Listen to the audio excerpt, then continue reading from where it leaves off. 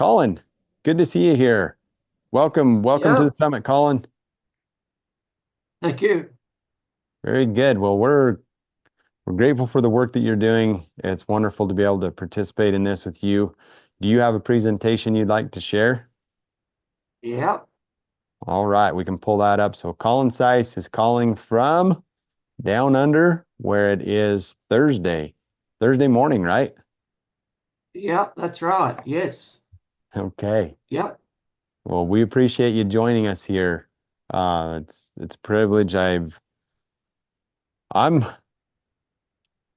always looking for speakers who are pushing the envelope, speakers who are successfully doing what I'm trying to do and can share that.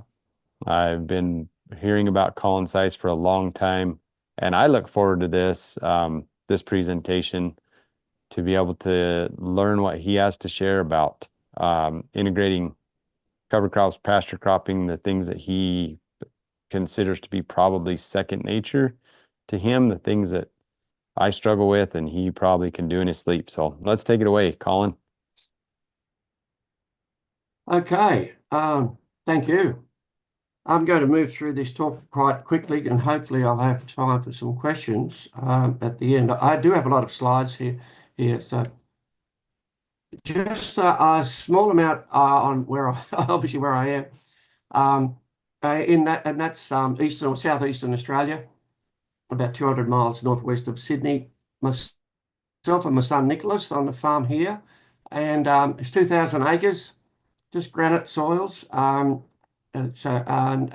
now it's a restored native grassland and no irrigation on this farm here, which will give you an idea of the type of enterprises we have.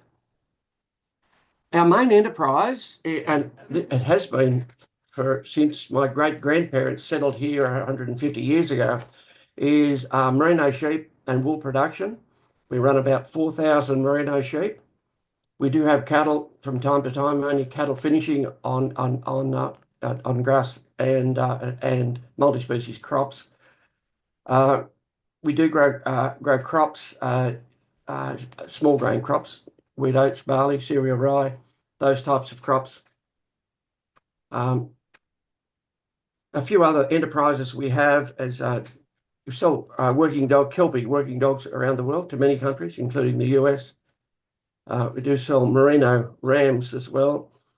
And an interesting enterprise that's happened because of the way I changed things here and restored our native grassland is the sale of native grass seeds.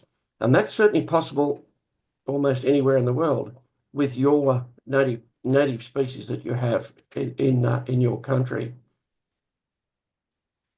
Now, can we farm forever? Which is a question that is starting to be asked because people are starting to be worried about what's happening in the world with regard to damage to our planet, really. So, but yes, we can farm forever, but only if we change what we're doing now. And that's primarily what I'm going to talk about. And I'm going to mention some of the things that I've been doing and other people have been doing, but mostly what I've been doing to try to address this. To get an idea of why we need to change, we need to have a bit of an idea of what's gone wrong. And up until the early 1950s, agriculture was practiced without pesticides and small amounts of fertilizer. And I'm saying that because that's certainly how my father was farming managing the farm here, and my grandfather as well. So, and many of you may know this story, but it's always well worth telling. After the Second World War, there was concerns about growing enough food for the increasing world populations. And this was a genuine concern. And a new agricultural method or revolution was developed to solve those problems of producing enough food for the growing population. It was labelled the Green Revolution, and it developed new high-yielding crops and fertiliser and pesticides to help crops yield to their maximum. And it was actually very, very successful. It achieved what it was set out to do. It produced huge amounts of food, reduced hunger and poverty, and created wealth for farmers and ranchers. Now, my father was involved in the early side of this, the early development of the Green Revolution, and adopted some of these methods that were recommended. Now, with all those positive results, it sounds like a great idea, and what could possibly go wrong? But it actually has created many problems, and it has been an ecological disaster for our farms and the planet. It has destroyed farm and soil ecosystems and created a dependency on fertilizer, dependency on pesticides, and some of the even more serious problems than that, certainly a reduction in food quality and human health problems. Now, if we look at this graph, which is actually Canadian, there's some Canadian researchers put this together. So for everyone there in the US, it's this data has only come from over the fence, basically, in Canada. And it goes from 1926 to 2016 of what farmers were doing, or hang on, what profit farmers were making compared to agribusiness. Now, agribusiness was always making a good profit. But if you look at this graph, farmers did well from 1926 to about 1980, and then the wheels totally fell off, and farmers doing it quite difficult. It became quite difficult to be profitable farmers. And while that was happening, agribusiness was making billions of dollars. And this is quite shocking when you look at that, but it does answer a lot of the problems we have in agriculture all over the world. And the question we get asked, why can't I make as good or better, as good a profit as my father and grandfather did? And that's the answer. Our costs of production are so much higher now than they were, 80 or 90 or 70 years ago. So many of the things we do in agriculture make someone else wealthy, not farmers and ranchers. And agriculture is crashing all over the world because it doesn't function in an ecologically sound way. In other words, most of the problems we have in agriculture are not actually agricultural problems, they're ecological problems. And some of the things that to illustrate that, reduced carbon levels means that we have inefficient use of rainfall or needing more irrigation water. Reduced soil fertility means more chemical fertilizer. Increasing insect attack, more insecticide. Increasing crop disease, more fungicide. So this is what's happened with agriculture worldwide. More and more and more chemicals and fertilizer to solve the problems of that the Green Revolution actually started in the first place. So most agricultural problems are ecological problems, and many of these problems have been caused by the Green Revolution. So instead of applying more fertilizer and pesticides and modifying plants, maybe we should fix our soil ecosystems and farm ecosystems. Now, to help me answer that question and give some information on this, my family has certainly been part of the problem. My father, Harry Seis, adopted Green Revolution agriculture in the 1950s. And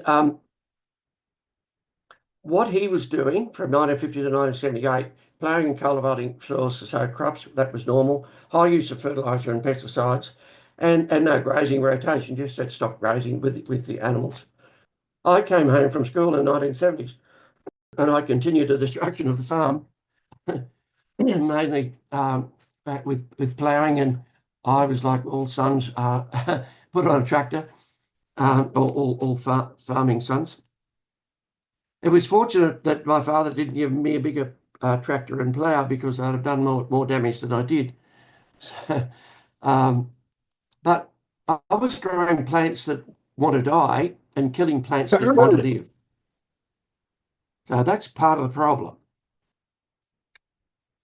So over time, industrialised agriculture was doing serious ecological damage to the property. fertiliser and pesticides were costing us over $100,000 annually. That's on today's figures.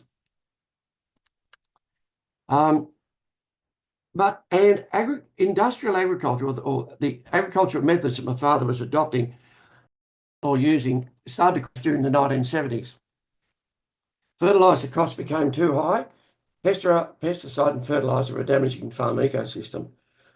Soil lost structure, rainfall no longer infiltrated, soil became acidic, salinity problems, trees dying, and we were going broke in the 1970s. That was still really my father's era. And that's the reason why he adopted that form of agriculture.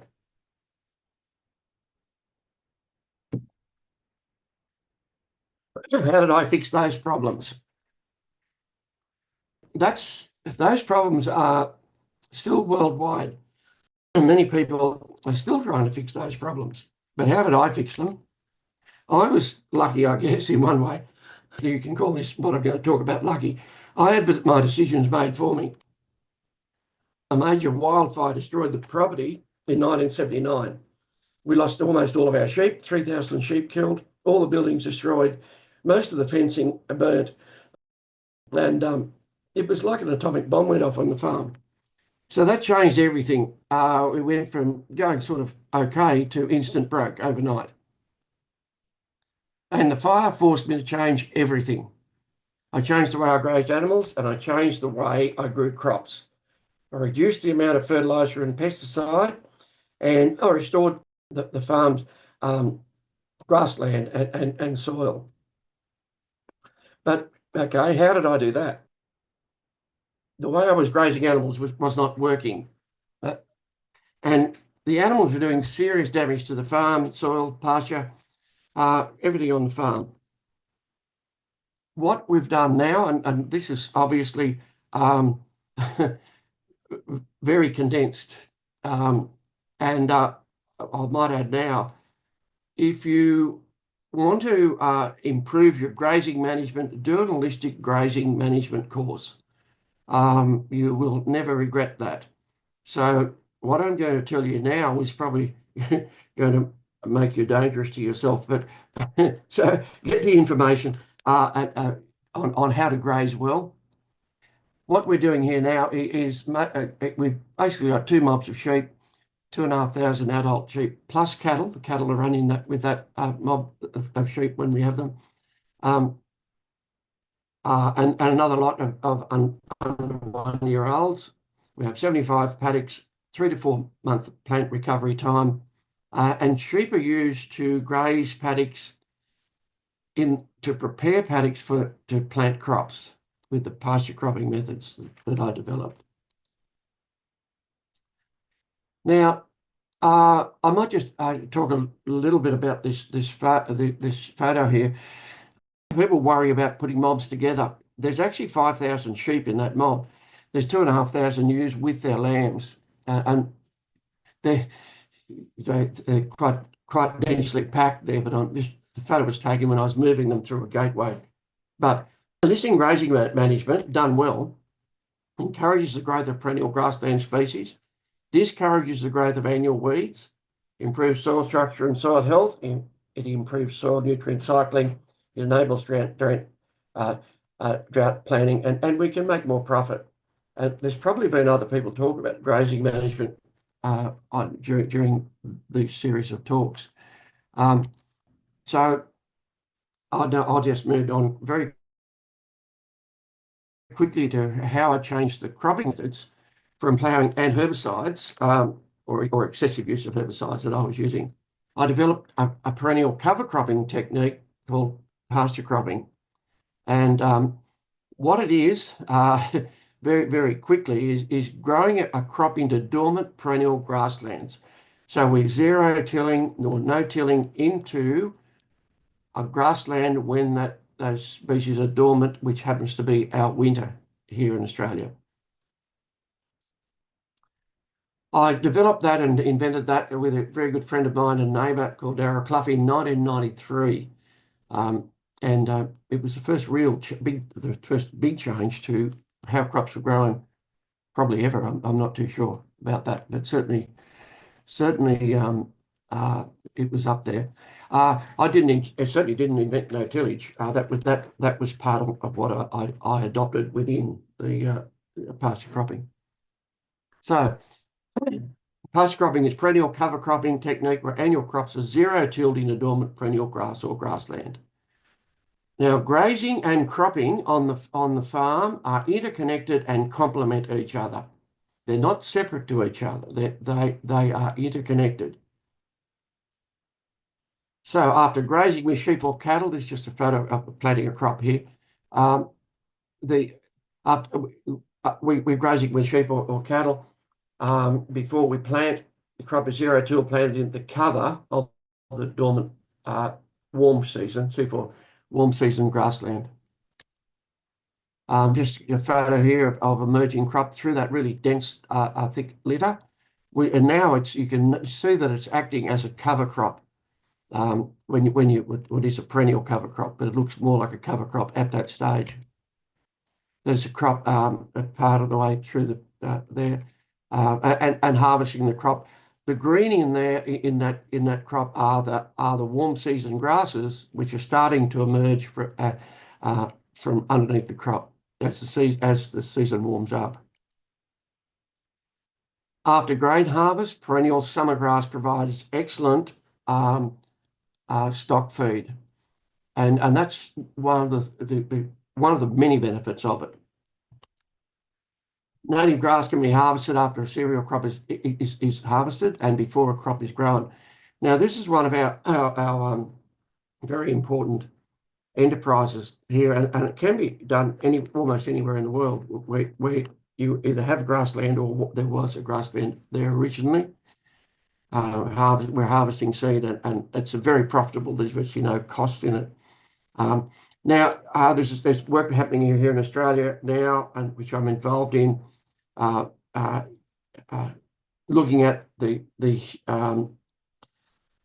human uses, our uses of native seeds, native grassland species seeds, and finding a lot of information from our indigenous indigenous people, our Aboriginal people here in Australia who have lived in this country for 60,000 years. So, and they primarily lived off the grasslands in Australia. So pasture cropping can produce crops for grain or grazing. It can restore grassland. It does restore grassland by stimulating perennial grass species and species diversity. It will improve soil health and increase organic carbon levels as well, and improve the farm ecosystem. Now, I always wanted to take this a bit further, and in 2010 I planted a multi-species crop into grassland, and that's being adopted, especially all over Australia here. It's one of the fastest adoptions I've ever seen of multi-species crops, called multi-species pasture cropping. And those species are, I've got in this slide here, are really the same species really we're using in annual cover crops. And there's not much difference in that, except it's done differently. In my case, the multi-species crop is the crop. It is not the cover, if that doesn't confuse everyone too much. Now, one of the really good things I've noticed here is with this is extremely high quality grazing, improved grazing, better diet, which means healthy animals, faster fattening, faster growth rates, more food, and really very rapid improvements in soils and soil health. Now, the species that are used with cover crops, normal cover crops, can do the same things. Our covers should be grazed. We're losing not only a great financial opportunity, but a great opportunity as far as healthier animals, or many things, and still improve our soils. Now, the farm here is one of the most researched farms in Australia.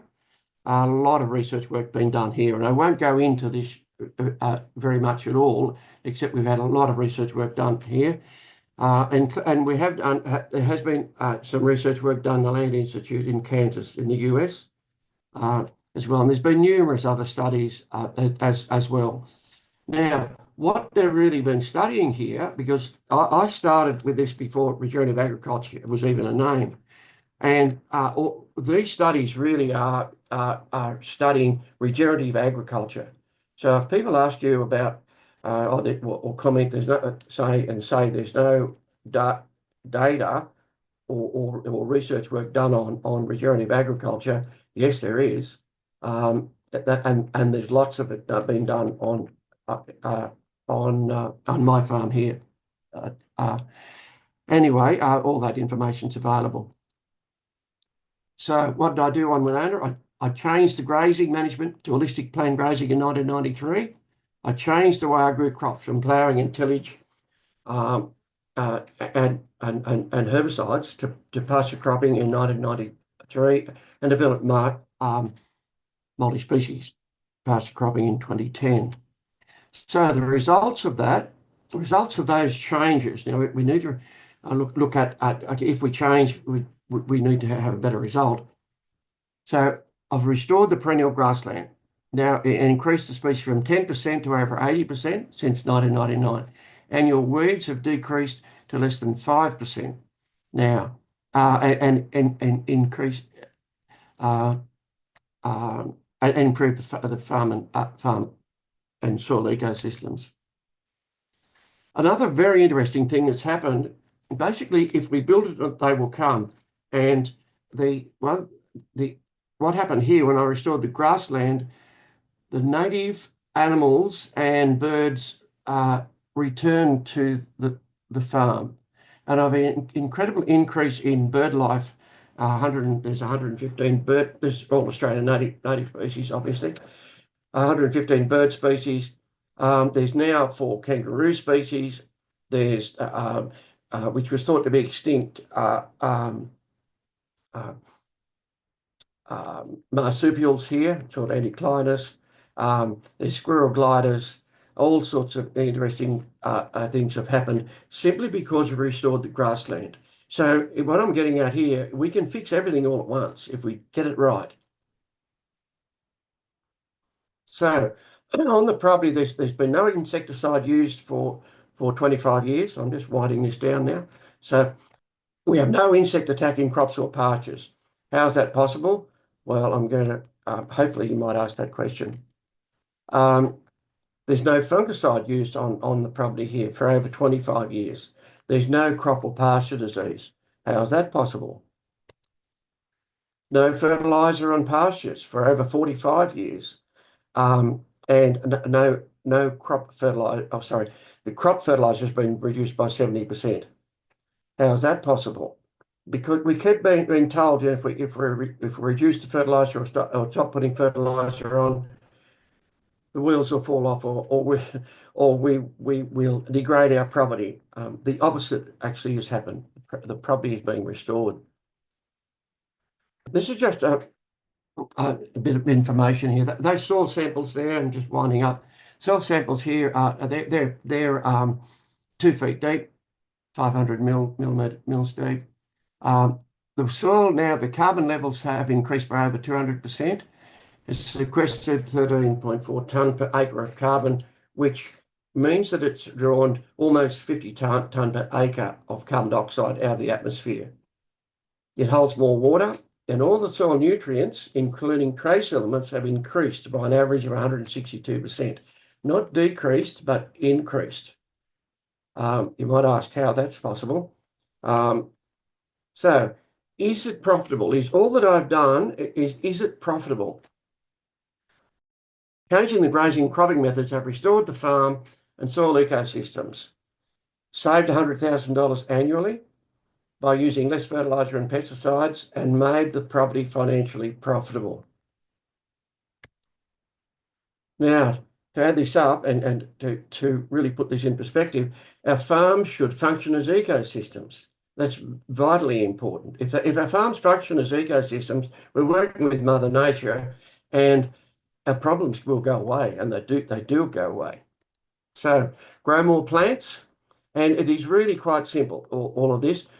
If we grow more plants, because plants are the drivers of everything. Plants are the drivers of improving soil health. Obviously, plants are the drivers of what we need to feed our animals. But plants make soil, plants will restore soil, plants will cycle nutrients. So grow more plants. So plants will restore our farm soils and profit. Yes, we can farm forever. We definitely can. But only if we stop fighting against Mother Nature and farm with natural systems. Thank you. If anyone wants more information, that's on the screen there now. Do we have any questions? This has been great, Colin. We appreciate that. Um, so yeah, if there's any questions, we'll go to Nathan here. Nathan has a question. Do you have problems with crop establishment seeding small grains into pastures? I had kind of the same question when you're going into perennial pastures. It seems like when I've tried it that the perennial grasses will outcompete the cover crop Yep. or the grains. Yep. That's a great question. And if you have anything growing in any cropping system, which is going to compete with an emerging plant, like we've sown, they will outcompete them. So it is critical, absolutely critical, to plant things when the majority of plants are in their dormant phase. Now, some people are doing this organically. I don't. I could, and sometimes I do. Sometimes I don't use herbicide at all, but I do use a very selective herbicide to just do some weed control with the any cool season grasses that are in there. You don't need to do anything with the warm season once they're going into winter dormancy. Obviously, you need a frost. You need a climate where the frost will shut those warm seasons down or put them into dormancy. But so it's very important. That is very important. But yeah, if you're planting into actively growing plants, whatever they are, it will struggle. Mm-hmm. Okay. And so you will do a chemical burn down that If necessary. Yeah. that Uh, it also, doesn't. also, yeah, the grazing with very large mobs helps that a lot. Like grazing really intensely just before we plant Mm-hmm. is also very, very important because that's uh, pruning the roots and reducing competition a lot from anything there. Certainly to do it organically, definitely recommend that. And I do that every time we plant. Okay. Yeah, yeah, we've experimented with that as well on a small scale, and so it's Yeah. pretty neat to see. What what do you feel like the potential is to be able to use this pasture cropping system on a larger scale? Like, could it ever replace the traditional row crop system? And maybe with no-till, it's not necessary, but what are your thoughts there? As far as row crops, like things like corn, I don't know. I've only grown small grain here. Hmm. Um, Corn, yeah, and it would be great to try. I think it'd be really, really good. To grow something like a corn or a summer crop, you would need a dominance of cool season, and grasses and plants in the pasture. So they'll go into some form of summer dormancy as the season gets hot. I've found that it's more difficult doing it the other way with planting warm seasons. I have done it here, not with corn um, or summer crops. I do grow some at times grow some multi-species, but mostly for grazing. Gotcha. Yeah. Do you have any experience using or experimenting with the perennial grains? No, I haven't. It has got potential. Um, although um, I think the work that they did at the Land Institute there with what is it, Kernza? I think that's how you pronounce it. It's probably Mhm. still got a way to go yet. It probably needs a fair bit more work done on it. It has got potential, and I guess it has got potential even to pasture crop into it while it's in its dormant stage. So you've got two crops in the 1 year, two grains as well. But no, I haven't done anything here with it. I don't know whether that seed's even available here in Australia. Gotcha. Yeah. And then Nathaniel asked another question, and we'll probably wrap up. When you had 60% weeds, did you burn them off with herbicides or did the sheep take care of them or both? Can you just repeat that? I missed that bit. Uh, Okay. When you had 60% weeds, did you burn them off with herbicide or did the sheep take care of them or was it a combination? yeah, no, mostly I didn't worry too much about them. Um, the sheep ate some of them, but really what fixed that problem was ground cover, was restoring plants generally all over the farm, creating more really thick ground cover and restoring the soil health. Fix those weeds more than anything else. Hmm. It's Cool. about creating a healthy soil ecosystem, really, and very, very good ground cover. Very good. Well, Colin, thank you. We appreciate you joining the summit and glad that this is recorded. Again, this recording will go out and can be shared. It'll be shared on our YouTube channel for you to go back and be able to review. Um, is there any other source of information where people could glean if they want to dive a little bit deeper on online? Is there a place that you would point them? Certainly online, my web page there, which is I put up there, which is winona.net.au. My Okay, web page is somewhere to start. Yeah. cool. All right. Yep. And then so it looks like there's a copy, you're gifting a copy of your book, limited number, or maybe it's just one copy of your book. Margot just Yep. posted that in the chat. So go in there, first Yep. one to claim it. So create a little Okay. scarcity so we do some moving over there in the right direction. And certainly I'm sure that book is available probably on, is it on Amazon? I'm not sure. It might be, but I'll post the book from here with that gift. Yeah. Okay, Whoever gets that. Yeah. perfect. So it'll be Okay, posted directly. Yep. very good. Thank you, Colin. We appreciate you joining the summit today. Okay. Thank you very much.